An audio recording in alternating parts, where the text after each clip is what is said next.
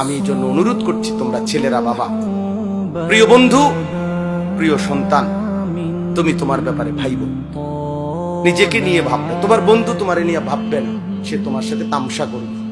তোমারে নিয়ে আলাদা, সে তোমারই নিয়ে ভাববে না, সে তো নিজেকে নিয়েই ভাবে না, তোমারে নিয়ে কি ভাববে? সে তো চেষ্টাই করবে তোমারে নাচ গান, অসৎ ছবি, এই তাফালিং, এই লাভ ফাল দি। এখন আমি এক সিএনজি পাম্পে গ্যাস নিবার জন্য দাঁড়াইছে আমার গাড়ি, 5-6টা ছেলে আসছে মোটরসাইকেল নিয়ে, মনে তেল নিব।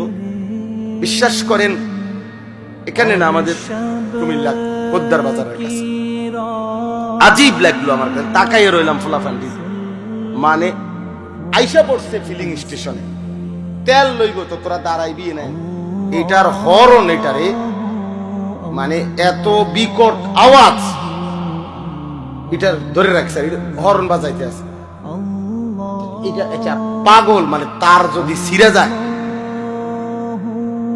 এগুলা নাকি কি খুলে ফেলে।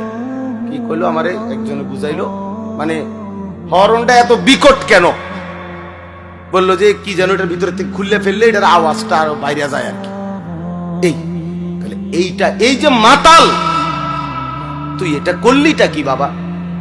এটার কি অর্থ আছে যে তুই এত জোরে এখানে হরন দিবার কি আছে? তুই তো দাঁড়াইছো, তেল নিবা তো তুমি এটার হরন, মানে এটা এর কাছে ভালো লাগছে। হাসের এক থাপ্পড় মারে, ঠ্যাং দিয়ে দেখলাম লাত্তি মারে।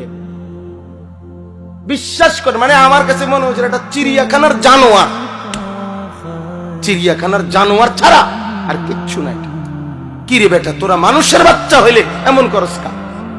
এইতে এইতে লাত্তি দের, থাপ্পড় মারে, কে হাসের, কেউ কি দেখে কিনা, আর কোন মানুষ আছে কিনা ডানে বামে, এতটুকু আকল